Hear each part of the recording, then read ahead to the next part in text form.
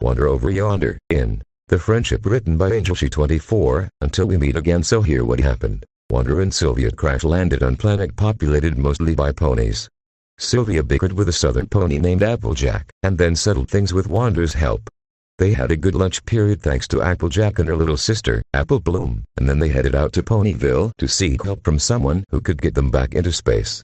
Wander performed a little ditty in the town and impressed many ponies, especially a pink pony named Pinkie Pie. She and another pony named Rainbow Dash had a good conversation with the two aliens and then pointed them towards the direction of the kindest pony in Ponyville, Fluttershy. They ran into Drippy Hooves who pointed them in Fluttershy's current location, and they had a wonderful time talking with the Shy Mare and her animal friends. Once all was said and done, the two aliens went back into town to continue their search. But the moment was ruined when their number one nemesis, Lord Hater, and his entire army of watchdog troops invaded Ponyville looking for them. And even worse, he captured Fluttershy. But, sorta according to plan, Wander and Sylvia worked together to out-trick Hater and got Fluttershy out from his grasp. Then the rest was up to Twilight and her friends as they used the elements of harmony to blast Hater back into space, and his terrified troops soon followed after him in their ship, hopefully never to be seen by Equestria again. Everyone was safe and all is well that ends well. But now, what's next for our alien heroes? Wander, everybody Kwanga. At the beautiful Ponyville Park, the town's citizens were holding a celebration party hosted by Pinkie Pie, of course, in honor of the two aliens that helped save their town, Wander and Sylvia. At the present moment, Wander was at the front of the Kwanga line of other ponies, busting some cool moves to some catchy music from the music's provider. Pinkie, who was right behind Wander, was pretty impressed by his fancy dancing. "You have some awesome footwork, Wander. You're a party animal." "What, thank you all very much," Wander responded while continuing to be in the groove. "It was mighty nice of you all to throw a small party to thank me and Sylvia. How could I resist? You two were awesome. Not as awesome as you and your friends. Your element powers are pretty darn sick, in a good way. Don't I know it? But enough of that, less pondering, and more partying." And that's exactly what they did. As the music cranked up, Pinkie and Wander were dancing like crazy along with the others that were there with, and they were having the time of their lives. But over on the sidelines on a park bench sat Sylvia, who was munching on some refreshments and watching Wander get down. She was also sitting with Twilight, Rainbow Dash, Fluttershy, Rarity and Applejack, and she found herself caught up in a conversation with them. "Man, I have to admit it," said Sylvia, "I really didn't think that anyone here could have taken on Lord Hater. But you girls, you kids is sorry about it." Twilight and the others were glad that this extraterrestrial being was finally realizing their capabilities. "Well, we couldn't have done it if you and your friend, Wander, hadn't freed Fluttershy from Hater's clutches," said Twilight.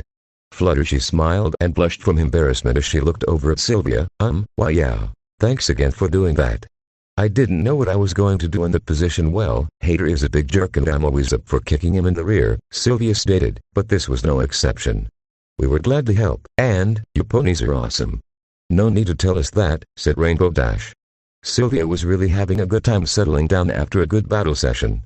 But suddenly, she heard a familiar voice behind her. "Hey, Sylvia." She turned around and once again saw that same little southern filly from before that she now had a bit more respect for. "Oh, hey there, Apple Bloom. You know, it was a bit foolhardy, but I give you props for standing up to Hater." "Thanks a lot," Apple Bloom responded with a smile. But then, Sylvia noticed two more fillies walking up right Apple Bloom, feeling very curious to see her up close. "Hey, these are my other two Crusader friends that I told you about. This is Sweetie Belle and Scootaloo." The other two fillies smiled and waved at Sylvia, and Sylvia waved back, astonished at just how adorable all three of them looked together. "Hey, Miss Sylvia," said Sweetie Belle, "thanks for helping my sister and her friends fight off the big mutiny. And I really like your mane." Sylvia felt quite flattered. "That was so awesome," shouted Scootaloo, "the way you came down like you did and pounced on that Hater guy's head and saved Fluttershy. And it was even funnier afterwards when Rainbow Dash knocked his block off." Twilight and the others were smiling themselves seeing how the Crusaders were bonding with their new friend. "Yeah, that was funny," Sylvia stated, "but you know, he was asking for it just then." Sylvia remembered at what Sweetie Belle said about her sister being one of the ones that defeated Hater. Looking at them and the young filly, she asked, "Hey, wait, you wouldn't happen to be a little sister to Rarity, would you?" Sweetie smiled and nodded, knowing Sylvia had it right on the money. "I sure am." Then Sylvia looked at Scootaloo and remembered her mentioning Rainbow Dash's feats, and let me guess, you're a little sister to Rainbow Dash, right? Actually, said Scootaloo awkwardly, I just look up to her, but she has become like a big sister to me. Well, there's that. The Crusaders then looked over at Wonder, who was with Pinky dancing away, and they felt impressed. Hey, said Apple Bloom to Sylvia, your friend there is a really good dancer. Sylvia smirked, seeing what a great time her friend was having. Well, he's no stranger to something like this. Suddenly, Wonder broke from his dancing and ran back over to Sylvia, where he spotted Apple Bloom. How are you doing, Apple Bloom? Am doing mighty fine, thanks. Then Wonder spotted Apple Bloom's other friends standing nearby. Oh my gosh, two more adorable little ponies. Are they all the Crusader friends? Apple Bloom smiled and chuckled at Wander's excitement. They sure are. Sweetie Belle and Scootaloo looked at Wonder curiously as he was zipping around them, taking in their appearance. Oh wow, it's too much cuteness than I can stand. I think I'm gonna have a heart attack. No, don't do that, said Sweetie Belle, panicking. Why you want us to be less cute? Sylvia rolled her eyes and smirked at Wander's performance. I'm just kidding ya, little filly, said Wonder. The three of you can be as adorable as you want. They all were glad to hear him say that, especially Sweetie Belle, who perked back up with a bright smile. Suddenly, Wonder felt his groove coming back when he started to hear a catchy tune blaring from the DJ. Ooh, I'm licking this one. He then grabbed onto Sylvia and tried to pull on her. Hey, Sylvia, come on and dance with me. I don't know, said Sylvia. I feel a little tuckered out. But Wonder wasn't planning to take no for an answer as he kept on tugging on Sylvia's tail. Come on, you know you wanna. Come on, come on, come on, come on, come on, come on, come on, come on, come on, come on. Sylvia smiled as she finally gave in and got up on her 2 feet. Oh, what the heck? Let's go break a leg. Yeah. As they went over to the dance area with the others, the Crusaders were right behind them as Apple Bloom shouted out, Hey, we'll dance with you too. Suddenly, as they followed the alien duo, Pinky was smiling and hopping over to her friends, where she plopped down on her flank, feeling so exhausted. Whoa, that was fun, but that little guy is still going. I think I have new competition. The main 6 continued to watch as the Crusaders were having fun dancing around with Wonder and Sylvia, just feeling happy of making new friends from an alien world. Those two really are an interesting duo, said Applejack. Who would have thought that we would be saved from aliens by aliens? Well, those two certainly proved their worth, Twilight responded, and I say that they are welcome to come here anytime. Twilight's friends all nodded their heads in agreement. By the way, Twilight, said Fluttershy suddenly, do you know whether or not those two have found any help to get them back into space? Oh yes, I heard something about that too, Rarity added. Twilight smiled as she shook her head and said, not that I know of, but I think I have the answer to their solution. Wonder, Sylvia and all the other ponies partied to their heart's content. But like all well-executed parties, it eventually came to an end. Once it did, many of the ponies went on home after saying farewell to the alien duo, and that included most of Twilight's friends.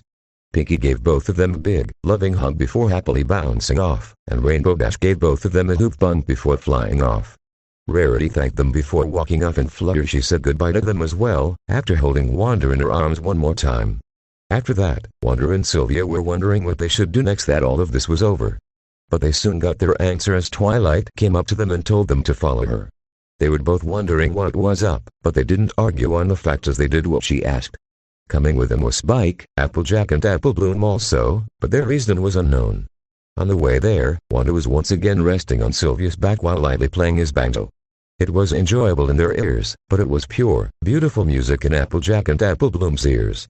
They were getting close to their destination when Wonder was thinking over the party and shouted, so how about that party, Sylvia? Best one ever. I felt like a little L dancing fool getting lost in the music. More like a dancing machine. Apple Bloom stated, my friends in awe couldn't even keep up with your moves. She tried to copy Wonder's dance from what she remembered, but then almost fell over. Whoa. Applejack caught her and chuckled, don't trip yourself up, little sis. Leave dance moves like that to the professional. Spike was looking over at Wonder and Sylvia when he suddenly said, you know, it feels kinda nice seeing other creatures like you two that are even more rare to see here than me. That way, all of the attention is not always on me. And not that I mind the attention. No, Spike, you're a big liar, said Apple Bloom. You always try to get attention. Spike blushed and chuckled nervously, knowing that Apple Bloom was right. Feeling a bit curious of their destination, Sylvia asked Twilight, so, if you don't mind me asking, where exactly are you taking us? Well, Twilight answered, you did mention to Applejack that you and Wonder were looking for help to get back up into space, right? That is correct, Mom. Wonder responded. Sylvia now realized where this was going as a bright smile appeared on her face. So you can actually help us. Well, that's great. That's absolutely great. Twilight took them past sweet apple acres and over some familiar hills, and at the top of one of the hills, Twilight stopped them. "All of that is your old ship, right?" Wonder and Sylvia looked down and saw a huge crater in the ground with bits and pieces of metal, wires into the machinery parts lying all around. It was obvious to them what it was. Why yeah," said Sylvia hesitantly, "that's our ship, or at least what's left of it. It's completely smashed to smithereens." Shouted Wonder, "Heh, but of course, we both already assumed it. What would you two say if I said that I could make your shattered ship like new again?" Twilight said to them. Wonder suddenly gasped, "Get out of here. You can do that." Sylvia was trying to wrap her head around that concept herself as she was curiously scratching her head. Is that even possible, to fix something like this total mess? "When you possess alicorn magic," said Twilight, "anything is possible, mostly. I've been working on a restoration spell for the past few months, and now luckily, I think I finally got it done right." Observed Twilight stepped in front of them and got into a stance as she went into deep concentration with her horn starting to glow. "Y'all might want to stand back," said Applejack to Wonder and Sylvia. A big burst of energy shot from Twilight horn and eyes were glowing at bright white. Before Wonder and Sylvia knew it, they saw all of the bits and pieces of their shattered ship begin to float up in the air, and it looked like they were coming back together. One by one, piece by piece, circuit by circuit, the scattered debris was being melded together by Twilight's magic. When everything was finally together, there was a huge explosion of light that almost blinded everyone. My eyes!" both Wonder and Sylvia shouted, covering their eyes.